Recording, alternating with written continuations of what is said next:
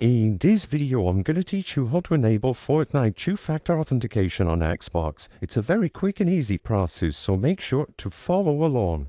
To make sure that two-factor authentication is enabled on Fortnite, you need to go into your Epic Games account and enable it from there. So all that you have to do on a web browser, on your computer or your phone, or even in the web browser of your Xbox console, is go to the Epic Games website at store.epicgames.com. In here, you will be able to sign into your Fortnite or Epic Games account to enable two-factor authentication. So once you have properly signed in, at the top right corner of the screen, just hover over your icon and you will be able to go into the account section. Immediately upon clicking account from the drop-down menu that appears, go and switch over to password and security. This is where you can manage your account, including the option to change the password, and if you scroll down further, two-factor authentication. This is the only thing related to enabling two-factor authentication in your account.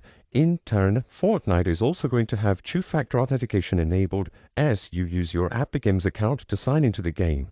You can choose between three methods: two-factor authentication app, where you have to download a specific application on any mobile device. You can use your email or use an SMS code that will be sent to your phone number every time you try to sign in. As you might expect, all of these will work, and it is completely optional which one you choose. Select whichever one is best for you and you will be able to have it set it up in no time. The process is extremely straightforward, and after you are done choosing any of these, you will be good to go.